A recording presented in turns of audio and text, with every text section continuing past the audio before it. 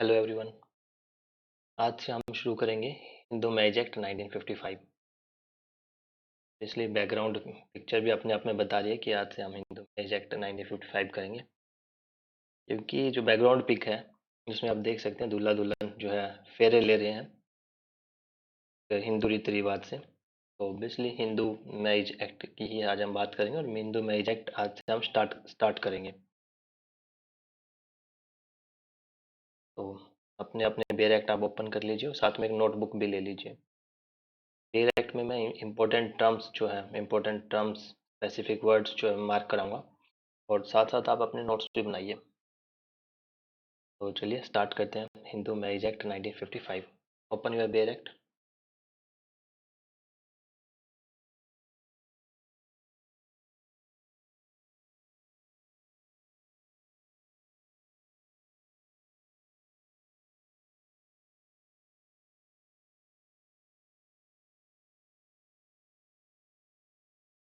ये हमारा Hindu marriage act. तो स्टार्टिंग से वर्ड टू वर्ड पढ़ेंगे हम और बेयर एक्ट को समझेंगे। Hindu marriage act 1955। Act number 25 of 1955। This is important, mark it. Highlight कर लीजिए आप इसको अपने बेयर एक्ट में। कई बार क्वेश्चन एग्जाम में ऐसा पूछा जाता है हिंदू मैरिज एक्ट जो है एक्ट नंबर क्या है 1955 का। तो remember this act number 25 of 1955। और एक ये डेट थी इसमें 18 मई 1955। क्या डेट है ये? तो सब याद रखें, ये जो डेट है 18 मई 1955, it's a date of commencement. Date of commencement मतलब on this date onwards Hindu marriage act came into enforcement. तो डेट ऑफ इन्फोर्समेंट क्या है? 18 मई 1955 ये डेट ऑफ इन्फोर्समेंट है। Is also another important thing, highlight this, remember, always remember this, क्योंकि exams में छोटी छोटी चीज़ें ही पूछी जाती है जिसमें हम ध्यान नहीं देते। डेट ऑफ कमेंसमेंट क्या है? 18 मई 1955। What is act number? Act number 25 of 1955। Let's go further. An act to amend and codify the law relating to the marriage among Hindus.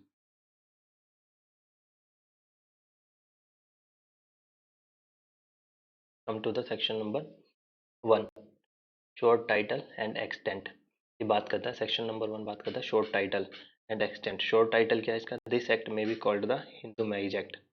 ये क्या है? शॉर्ट टाइटल है। Hindu marriage act is a short title. और second क्या बात करता है? Extent की। सेक्शन 1 सब क्लोज 2 कहता है it extends to whole of India. ठीक है। And applies also to the Hindus domiciled in the territories to which this act extends, who are outside the said territory.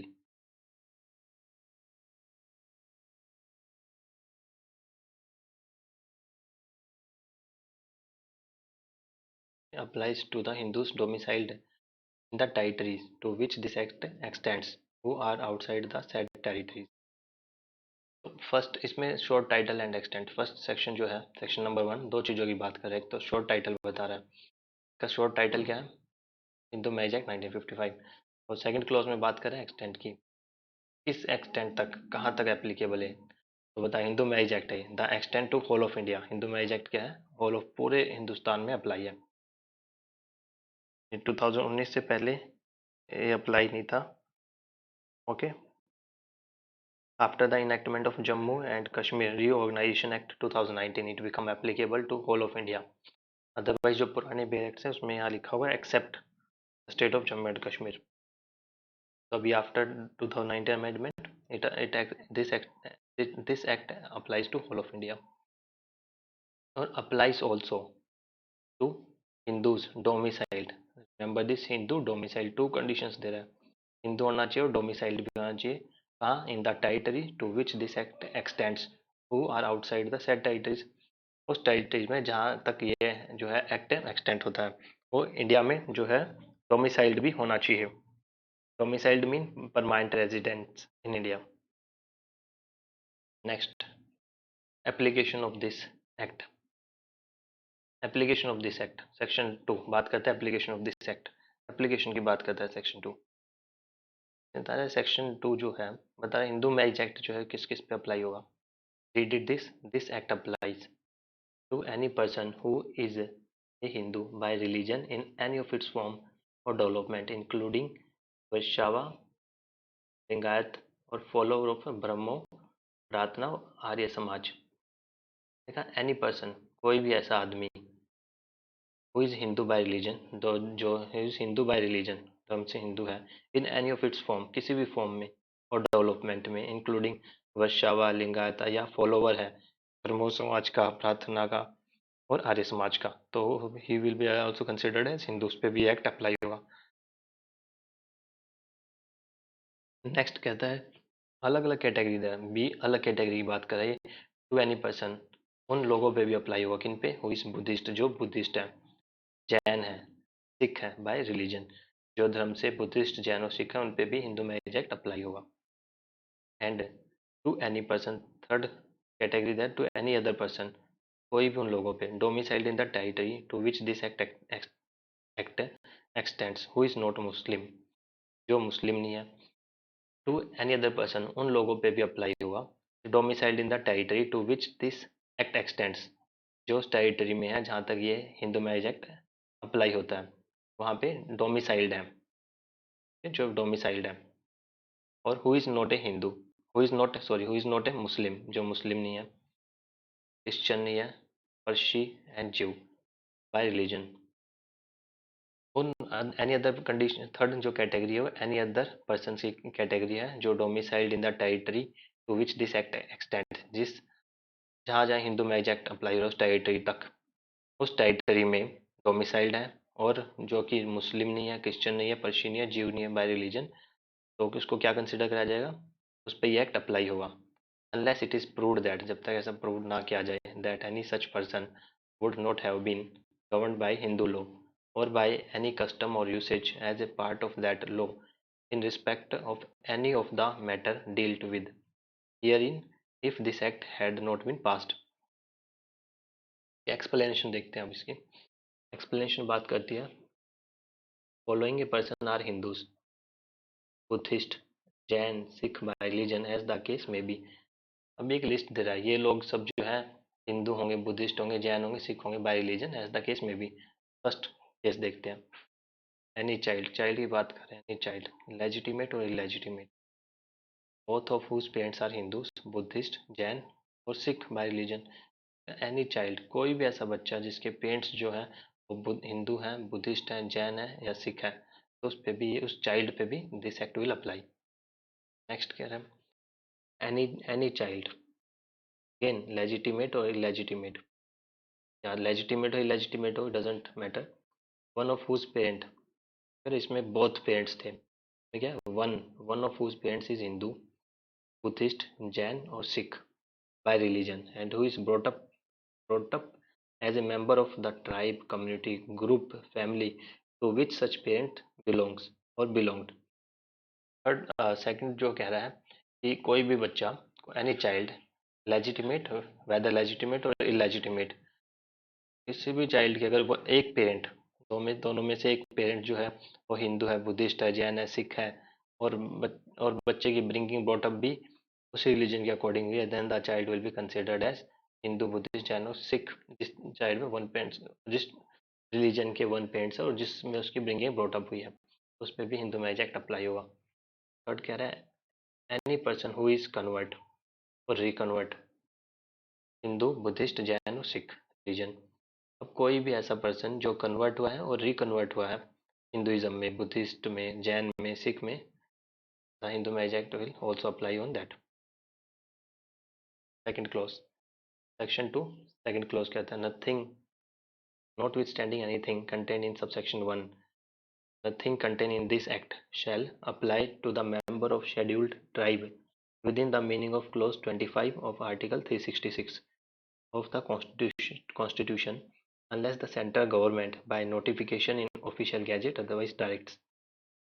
This clause two कह रहा है कि this, जो subsection 1 में हमने बात की है, subsection 1 will not apply on any scheduled tribe, member of scheduled tribe पे, किसी भी मेंबर ऑफ शेड्यूल्ड ट्राइब पे section 2 subsection 1 will not apply on the member of scheduled tribe, जो कि आर्टिकल 366 क्लॉज 25 में फॉल करते हैं, अनलेस तब तक उन पे अप्लाई नहीं होगा जब तक central government by notification in official gazette में पब्लिश ना करे या डायरेक्ट ना करे, तब तक ये एसटीज पे अप्लाई नहीं होगा।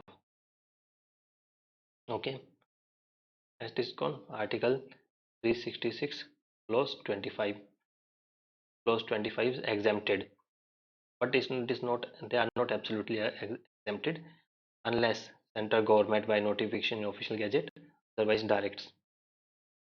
Next, section 2 subsection 3 talk about the expression Hindu in any portion of this act shall be construed as if it include a person who, though not a Hindu by religion, is nevertheless a person to whom this act applies by virtue of provision contained in this section. Okay, let's come to the section 3. Section 3 talk about the definition. Definition clause की बात करते हैं हम. Section 3.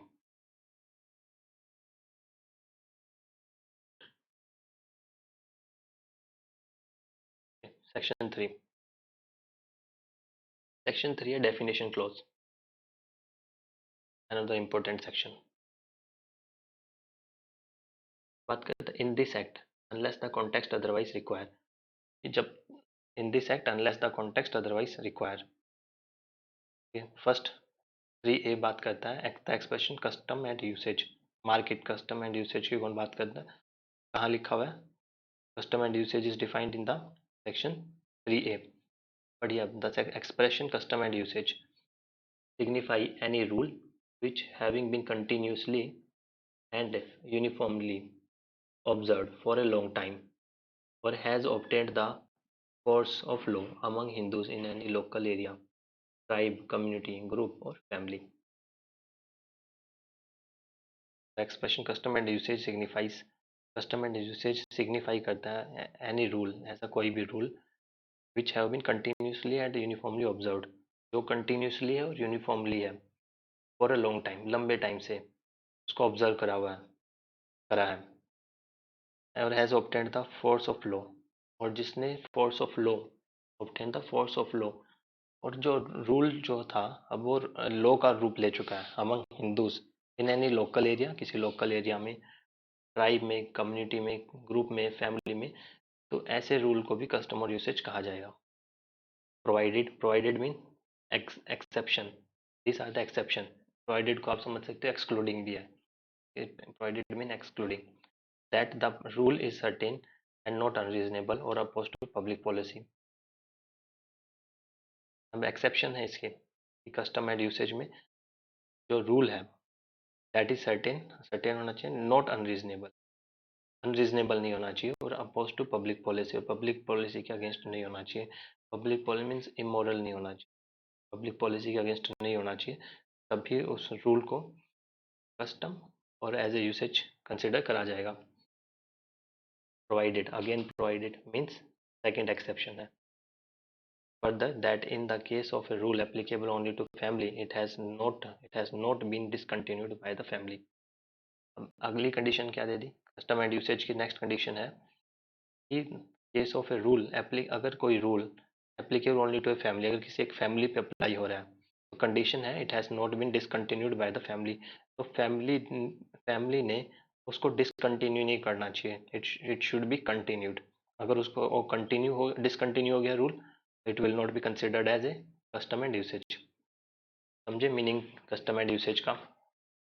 Mean to provided है, means exception है. क्या क्या exception है? तो कोई भी रूल होगा, एनी रूल, उसको कस्टमर यूसेज कब माना जाएगा? Any rule which has been continuously and uniformly observe for a long time, लंबे टाइम से कंटिन्यूसली और यूनिफॉर्मली ऑब्जर्व कर रहे हैं, और it has taken the force of law, it has become a force of law, और ये एक लॉ की तरह रूप में यूज हो रहा है. किसमें? हिंदूज में, यानी लोकल एरिया में, ट्राइब में, कम्युनिटी में, फैमिली, तो उसको कस्टम एंड यूसेज माना जाएगा. बट एक्सेप्शंस है. First condition excluding, it means excluding ऐसा रूल जो सर्टेन है लेकिन अनरीजनेबल है और पब्लिक पॉलिसी के अगेंस्ट है, तो उसको हम कस्टम एंड यूसेज नहीं मान सकते. सेकंड कंडीशन क्या है? किसी एक फैमिली पे अप्लाई हो रहा है कोई रूल, लेकिन उस फैमिली ने उसको डिसकंटिन्यू कर दिया, तो बाद में वो इसको कस्टम और यूसेज में क्लेम नहीं कर सकते, it should be continue. Okay, next definition. Three clause we talk about district court. District court means in any area for which there is a city civil court, that court, and in any other area the principal civil court of original jurisdiction, and including any other civil court which may be specified by the state government. State government specify करेगी इसको by notification in official gazette as having jurisdiction in respect of the matter dealt with in this. Next, next is 3C. 3C talk about the full blood and the half blood. Full blood and half blood के बारे में here it is defined. Section 3 clause C talk about full blood and half blood.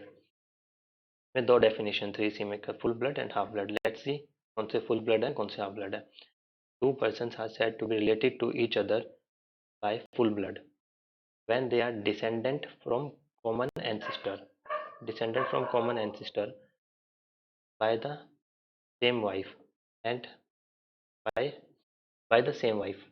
तो यहाँ तक ये definition किसकी, full blood की। Full blood क्या है, two person are said to be related to each other by full blood, उन्हें full blood कहा जाएगा when they are descendant from common ancestor, common ancestor से आ रहे हैं। कॉमन एंसिस्टर मतलब जो फादर है वो सेम है, and by the same wife, और जो वाइफ है वो भी सेम है। ठीक है, सेम हस्बैंड वाइफ से ही जो बच्चे हुए उनको क्या कंसिडर करे जाएंगे, फुल ब्लड। ये यहाँ तक की जो डेफिनेशन फुल ब्लड की है। ठीक है, नेक्स्ट अब बात करें हाफ ब्लड की। By half blood when they are descendant from common ancestor but by different wife. Okay, half blood में क्या हुआ, कॉमन एंसिस्टर है means father is same but different wife, but wife is different. तो इस situation में the child will be considered as half blood. समझे आप। Full blood में फुल ब्लड में क्या होगा, husband husband and wife both are same, then it is considered full blood. लेकिन husband is same but wife is different, wife is, तो इस case में क्या माना जाएगा, half blood. This is only difference, wife different होगी तो half blood, same होगी तो full blood. Next 3D talk about the uterine blood. Uterine blood 3D, two person are said to be related to each other by uterine blood when they are descendant from common ancestors but by different husband। समझो इसे। हमने पहले सी में 3C में definition करी full blood and a half blood. अब D में हम पढ़ने जा रहे हैं यूट्राइन ब्लड। तो यूट्राइन ब्लड क्या होता है,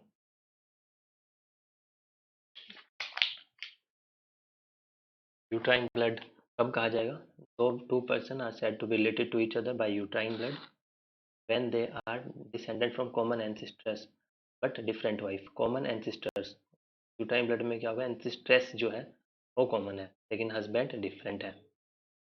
समझे आप। तो उनसे जो चाइल्ड होंगे they will be considered uterine blood. भाई मैं दोबारा बता देता हूँ, सी और डी, चलो एक्सप्लेनेशन कर लेते हैं, फिर मैं क्लोज सी और डी को एक बार दोबारा एक्सप्लेन कर देता हूँ, कर दूंगा। एक्सप्लेनेशन देख लेते हैं डी की। एक्सप्लेनेशन क्लोज सी और D, ancestor means including the father and ancestress mother. Okay, ancestor का मतलब क्या है, फादर, एंड एंसिस्ट्रेस का मतलब मदर। दोबारा एक्सप्लेन कर देता हूँ मैं क्लोज सी और डी को। फुल ब्लड में क्या हुआ, husband and wife both are same. Half blood में husband is same but the wife is different, then considered as half blood। But in uterine blood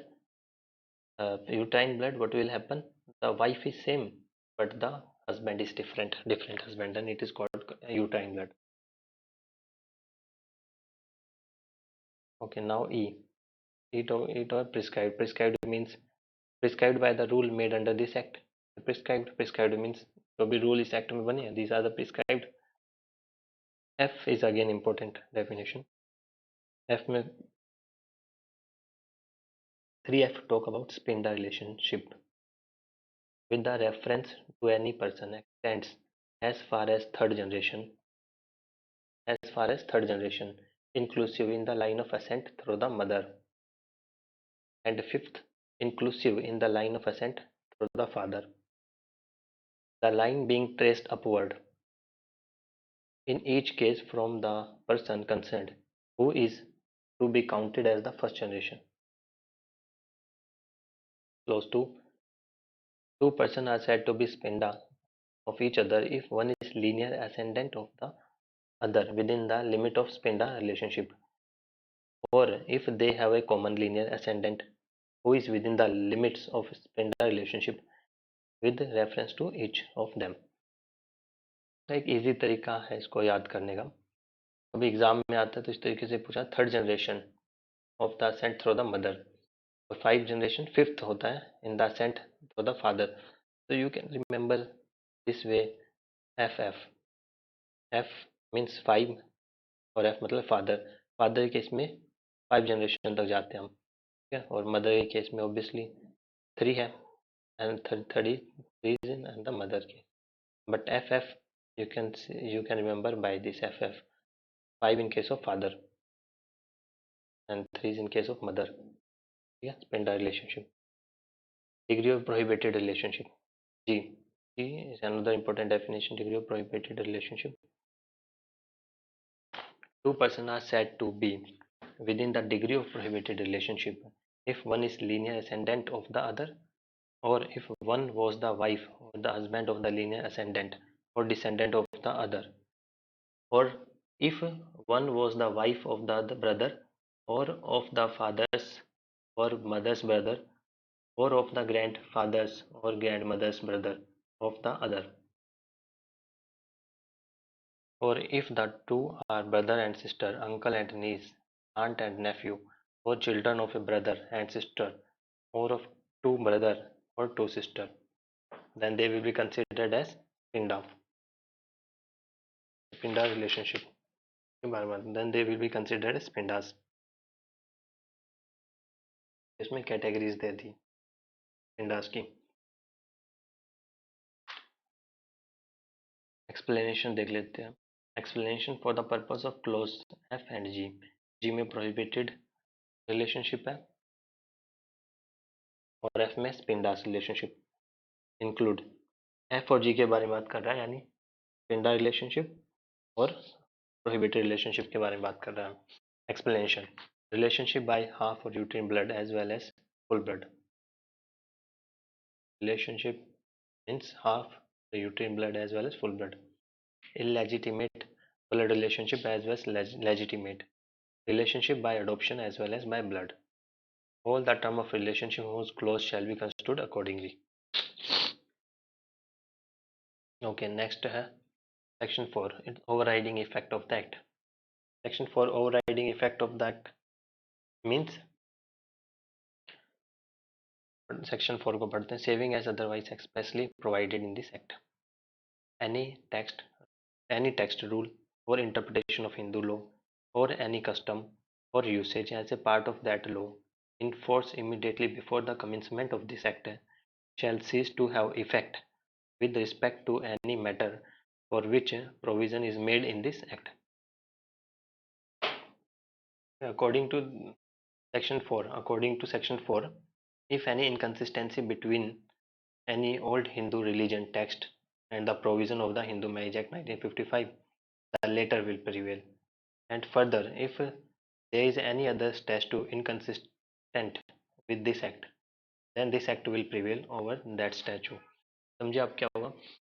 ये सेविंग क्लोज है, overriding effect दे रहा है किसको? किसी भी टेक्स्ट को, एनी टेक्स्ट रूल और किसी इंटरप्रिटेशन ऑफ हिंदूज लॉ और एनी कस्टम और यूसेज को ओवरराइडिंग इफेक्ट दे रहा है सेक्शन 4. इट मीन्स के part of the law in force, कोई भी ऐसा टेक्स्ट है या इंटरप्रिटेशन ऑफ हिंदू लॉ और एनी कस्टम या यूसेज जो कि इन्फोर्स्ड थी immediately before the commencement of this act, इस एक्ट के आने के बाद, this act means Hindu marriage act के आने के बाद शैल सीज, और बंद हो जाएंगे इन फोर्स में, सीज टू हैव इफेक्ट, ठीक है, उनका कोई इफेक्ट नहीं होगा with respect to any matter of which provision is made in this act. कहाँ इफेक्ट नहीं होगा? जहाँ पे इस एक्ट में, हिंदू मैरिज एक्ट में, अगर उसके रिगार्डिंग कोई प्रोविजन दे रखा है तो जो पिछले कोई भी टेक्स्ट था, इंटरप्रिटेशन ऑफ हिंदूज थी, या कोई लॉ था, या कोई कस्टम है या यूसेज है, तो it will cease, shall cease to have effect, उनका कोई इफेक्ट नहीं होगा। Hindu marriage act will prevail, ठीक है, only to the extent when the provision is made in Hindu marriage act. अब सब सेक्शन क्लोज बी कहता है any other law in force in immediately before the commencement of this act shall cease to have effect in so far as it is inconsistent with any of the provision contained in this act। Hindu marriage act के provision से अगर जो भी inconsistent होगा with respect of Hindu marriage act provisions ना, शैल cease to have effect, तो उसका कोई इफेक्ट नहीं होगा। तो जो भी इनकंसिस्टेंट होगा it shall cease to have effect. Okay, चलिए next, section 5, condition for Hindu marriage act. It's a very important section, एक एक चीज इसकी याद करनी है, कुछ भी छोड़ना नहीं है। कंडीशंस हैं इसकी हिंदू मैरिज एक्ट की, जब हिंदू मैरिज होते हैं तो उसमें there are certain conditions. What are those conditions? These are given in section 5 under Hindu marriage act. Let's see all this conditions. चलिए अब कंडीशंस देखते हैं कौन कौन सी कंडीशंस हैं। A marriage may be solemnized between any two Hindu, इसमें solemnize करी जा सकती है सिर्फ हिंदूज में, दोनों पार्टी के होनी चाहिए Hindu. If the following condition are fulfilled namely, a marriage may be solemnised, तो उनमें मैरिज कराई जा सकती है दो हिंदूज में, कब? जब ये कंडीशन फुलफिल होगी। Let's see the condition, neither party has a spouse living at the time of the marriage, ये शादी के टाइम स्पाउस लिविंग नहीं होनी चाहिए। Next, eight the time of marriage neither party is incapable of giving a valid consent to it in consequence of unsoundness of mind, unsoundness of incapable of giving valid consent नहीं होना चाहिए because of unsoundness of mind। Okay, next condition is तो capable of giving a valid consent. अगर मान लो ये बात कर रहा था incapable of giving a valid consent, इसमें इनकेपेबल क्या था? The person is incapable of giving a valid consent, why she is incapable? Because of unsoundness of mind.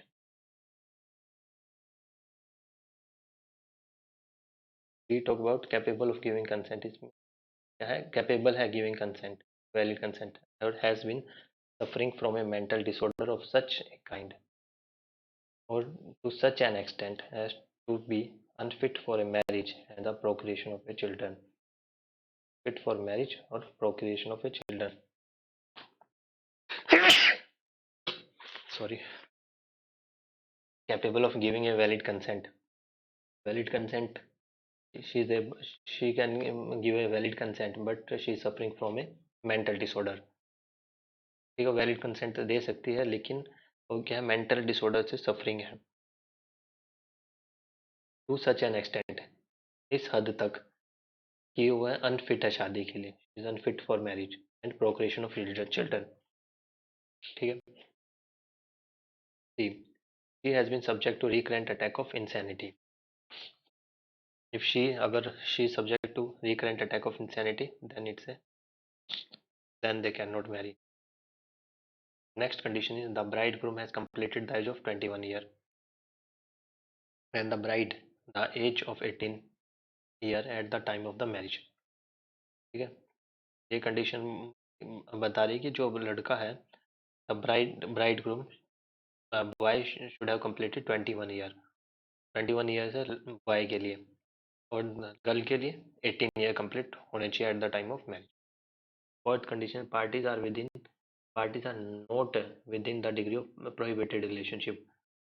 अभी हमने देखा था 3G में डिफाइंड है prohibited relationship, unless the custom and the usage governing each of them permits for a marriage between the two।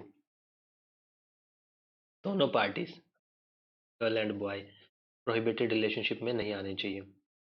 Unless, unless आ भी सकते हैं, वैसी शादी हो भी सकती है कब? जब उनके कस्टम एंड यूसेज उनको परमिट करते हैं। Fifth condition, parties are not sapinda of each other, दोनों पार्टीज स्पेंडा नहीं होने चाहिए। Unless the custom and usage governing each of them permits for the marriage between the two, दोनों स्पेंडा नहीं होने चाहिए। लेकिन स्पिंडा मैरिज हैज प्रोहिबिटेड है। अगर कस्टम एंड यूसेज परमिट करें तो स्पिंडा भी कर सकते हैं। These are the condition of Hindu marriage. ये सब कंडीशन है हिंदू मैरिज की। नेक्स्ट वीडियो में we will do the further section, we'll do section onwards, section 5। तो इस वीडियो को नहीं तो अदरवाइज काफ़ी लेंथी हो जाएगी। धीरे धीरे आराम आराम से हम हिंदू मैरिज एक्ट करेंगे, फिर उसके बाद अनदर एक्ट को हम करेंगे। ओके, तो आई होप कि आज आप लोगों को समझ में आया होगा।